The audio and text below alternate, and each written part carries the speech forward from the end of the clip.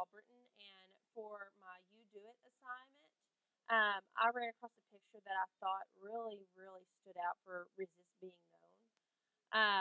And it wasn't something that was just like a painting that was, created and took hours to paint. It wasn't a video or a piece of art that just took an incredible amount of time. It was something that someone, his name is Stephen Sine, he snapped a picture of a man standing in the road with an American flag. But on the American flag, instead of there being stars, there was companies' names. Um, and what he was trying to get across was basically you have, hundreds and hundreds of companies, for example. Well, all of these hundreds of companies, rather some might be, something like Mars Bars or Kellogg, okay?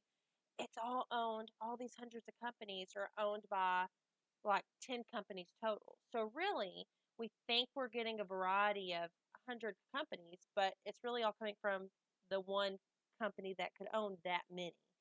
I hope I'm saying that to where you can understand it. Um, I think the resistance is showing that the companies like Coke, Nestle, P&G, they had Johnson and Johnson, Unilever, Kraft, General Mills. Those are all some of the bigger companies that own the smaller companies. Okay, but what the resist is quit lining the pockets of the 10 big companies, which would be also the other smaller companies that are owned by that bigger company. Quit lining their pockets and letting that be the American brands. Because half the time, those American brands are not even good for us. They have high levels of glyphosate, they have chemicals in them that destroy our bodies very slowly over time, or they represent poor causes.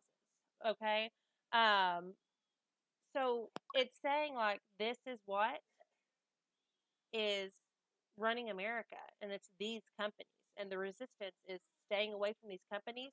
Shop local, okay? You got local farmers, you got local businesses, and that $50 that you go out and spend is going to be a lot more for those little businesses over $50 to like Kellogg, for example. Your $50 is barely anything to them. So it's all about how are we really going to support our American businesses, if they are even American businesses.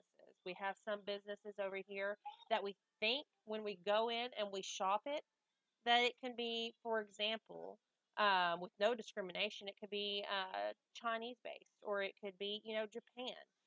It could be based in another country. So, how are we going to stand up and make America what it is?